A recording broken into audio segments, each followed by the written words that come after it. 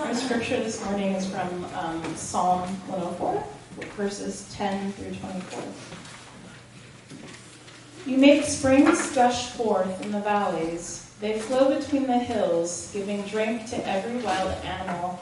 The wild asses quench their thirst. By the streams, the birds of the air have their habitation. They sing among the branches. From your lofty abode, you water the mountains. The earth is satisfied with the fruit of your work. You cause the grass to grow for the cattle and plants for people to use to bring forth food from the earth and wine to gladden the human heart, oil to make the face shine and bread to strengthen the human heart. The trees of the Lord are watered abundantly, the cedars of Lebanon that he planted. In them the birds build their nests. The stork has its home in their fir trees. The high mountains are for the wild goats. The rocks are a refuge for the conies. You have made the moon to mark the seasons. The sun knows its time for setting. You make darkness, and it is night, when all the animals of the forest come creeping out. The young lions roar for their prey, seeking their food from God. When the sun rises, they withdraw and lie down in their dens. People go out to their work and to their labor until the evening.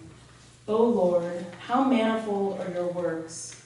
In wisdom you have made them all. The earth is full of your creatures.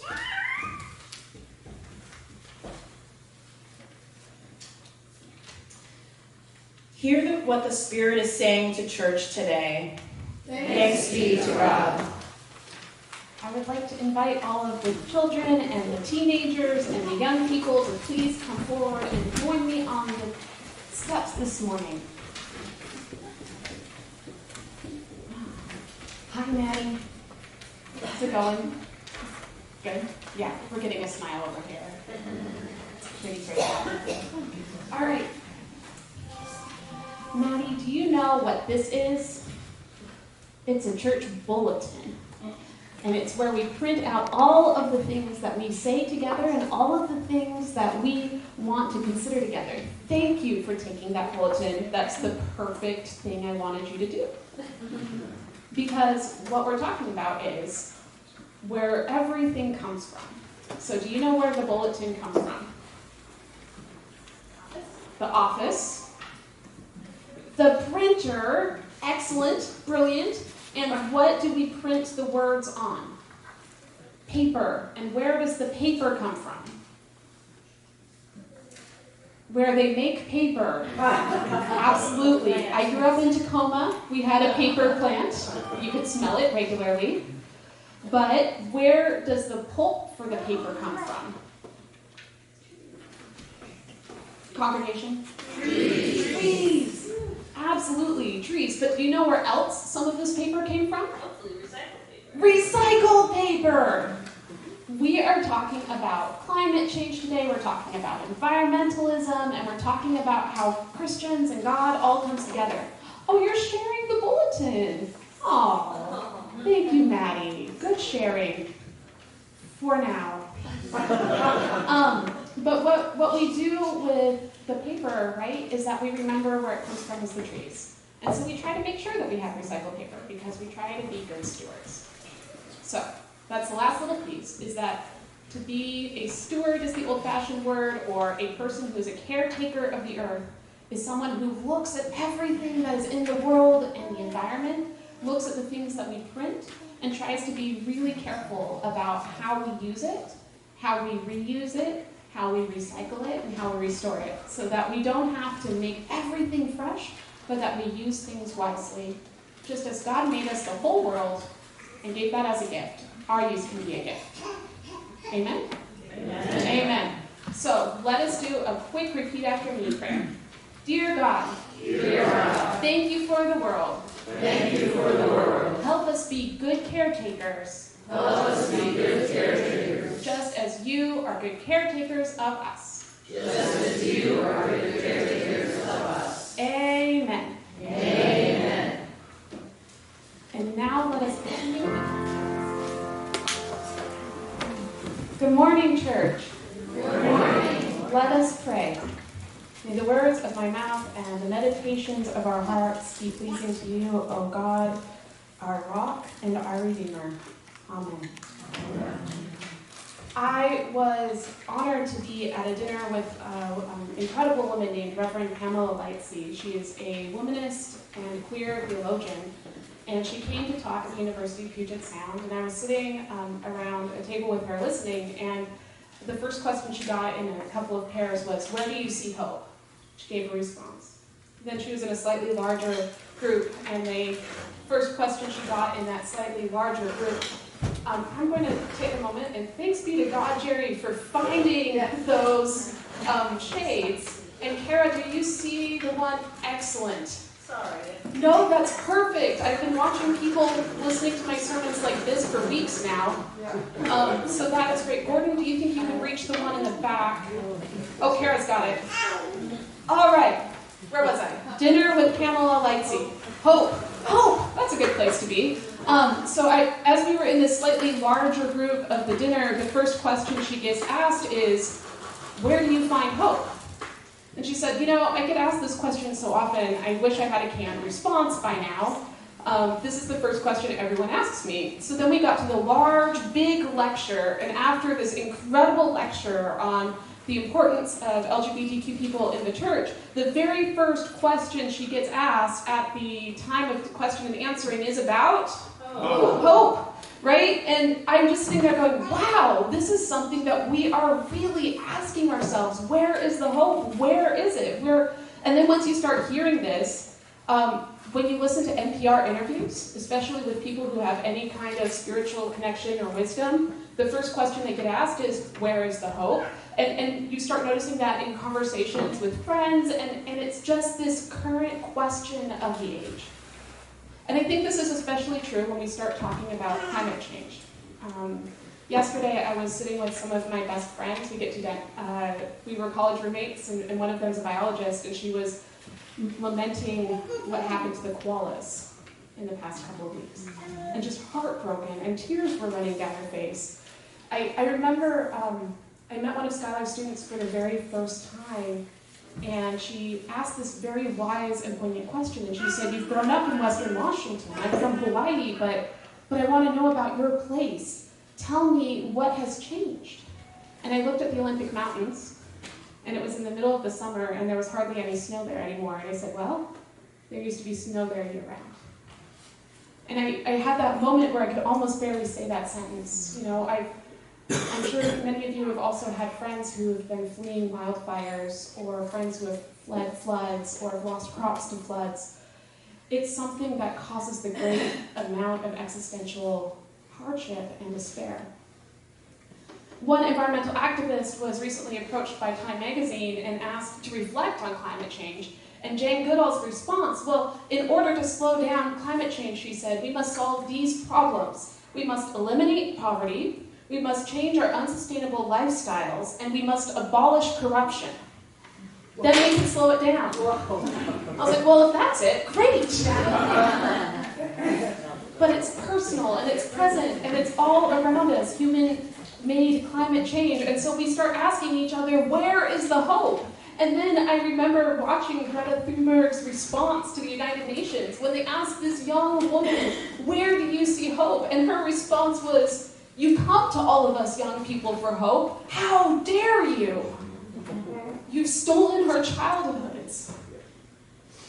And yet, as Christians, we must hope.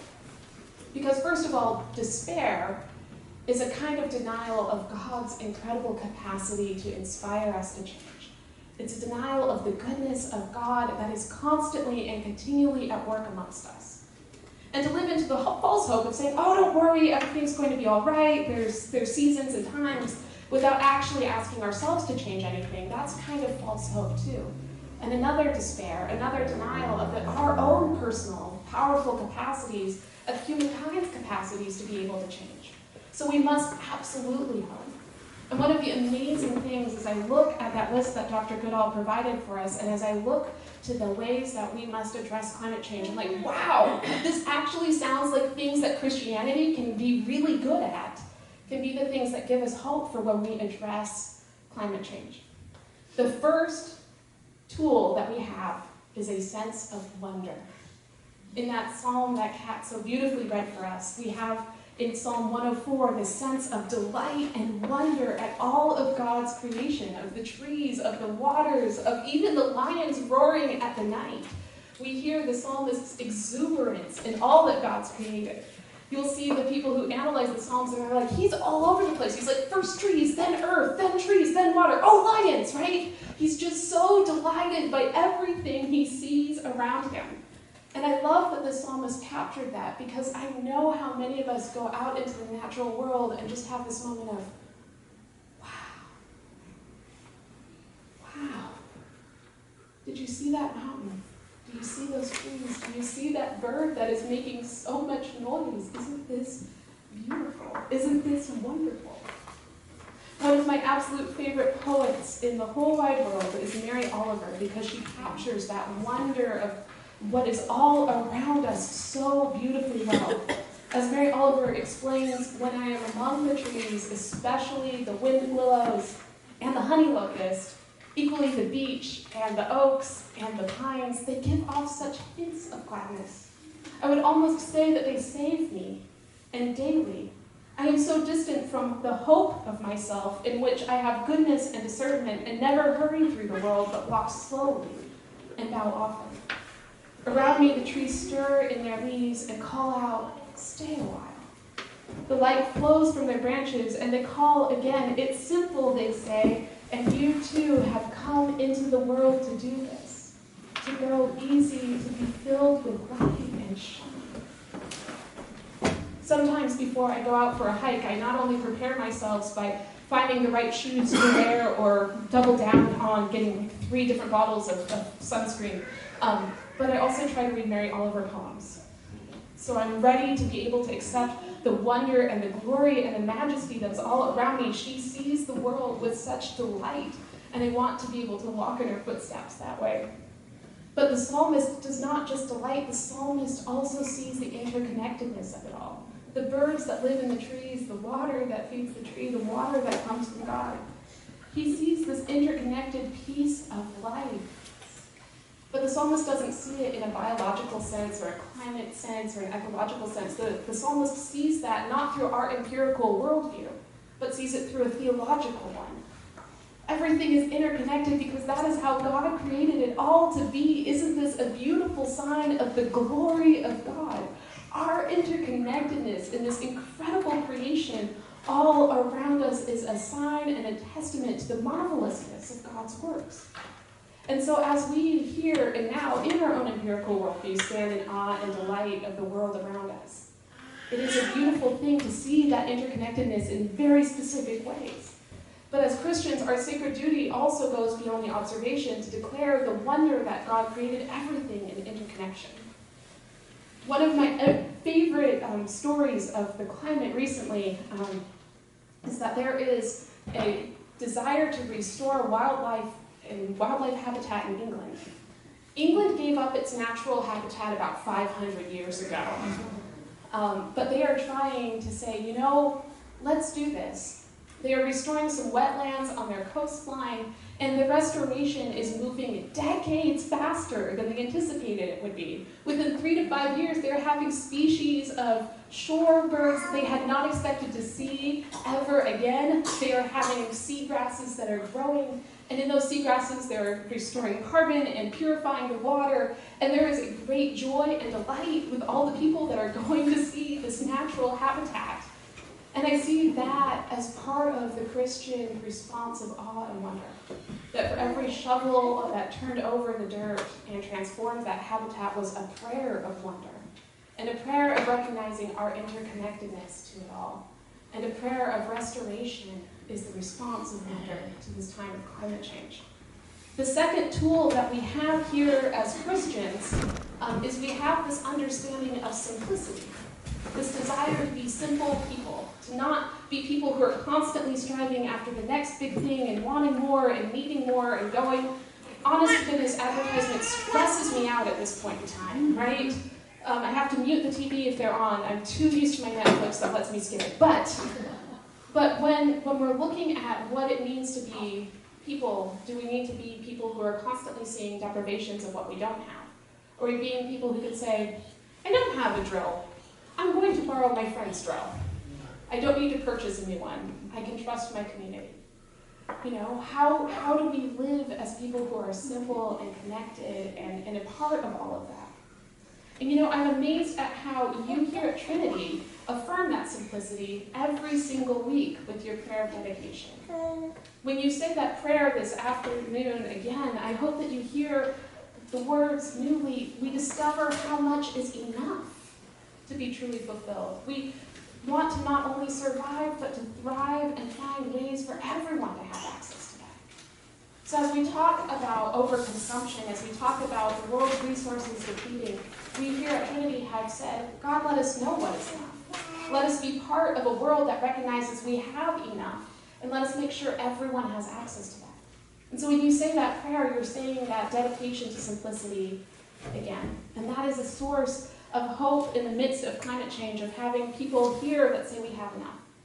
You know, one of my professors who was the most profoundly inspiring to me was she wasn't a reverend, she was just wise, Dr. Grace Livingston. And when we were talking about climate change in my Intro to African American Studies class, she asked us, how many of you drove a car before you were 20? And we raised our hands. And she goes, how many of you had access to meat regularly on your meals? And we raised our hands. And she goes, and how many of you ate food out of season? And we're like, sure, strawberries in December sounds great. And she goes, when I grew up, I didn't have that. She said, I ate a lot of rice and beans. That my impact on the planet was an impact that was small, but the climate change impacted me. She was from Jamaica. And one of those nations and countries where a lot of that is transforming rapidly, even though they haven't affected it. And so she looked at us and said, you have affected the climate more than I ever will in your lifetimes as 20-year-olds already. How will you choose to simply live so that these climate challenges won't affect the rest of the world? And as I look at Trinity's prayer, as I look at Christianity, we have that call to be simple people, to not buy more, to not consume more, but to be present to everything around us. And then our third tool is that Christianity believes that people can change. We strongly believe that the world can change for the better. We have the capacity to change. I look at our whole history. Paul, our greatest evangelist, was someone who had to fall off a horse to realize Jesus was okay. We also look at Moses, who was a murderer, who was able to lead people to freedom. We look at Sarah, who denied God's capacities for being able to bring life and love and family into her heart, and watched her change, right? We see in all of our scriptures people who are deeply flawed and deeply transformed by the love of God. And so we look at the rest of the world, and we look at everyone around us and say, the world can change. It doesn't matter what path we are on. It doesn't matter what seems like it's inevitable. Christianity at its heart strongly believes that transformation can, shall, and will come. So even as we look to the world and see all of the inevitable things that seem to make climate change pop, like the end of the story, like what is absolutely going to happen, we also see the ability of people individually and collectively to transform for the better. One of the incredible trends that is happening in a lot of activist communities is they seem to be writing letters back from the future to the present. You see someone from saying, "Dear world, it is now 2050, and here are all the changes that we have made as humanity to solve this ongoing warming of our globe." I've seen that in so many different ways, and I see that as a beautifully, profoundly hopeful place, because it says we could and did make these changes. So dear present, you can. And as I look at Christianity that believes in the fact that we are able to heal from what is broken, that we are able to transform that which is hurt, that we are able to move towards a world of grace and transformation, I said, we can find hope there too as Christians. We can find hope in change. And so as we advocate for change on a global scale in social justice, and as we advocate for paper straws when we can, as we advocate for meatless Mondays, and as we advocate for an end to methane-emitting industries, right? We look and say these acts of justice are possible, and that we have hope that we all can change.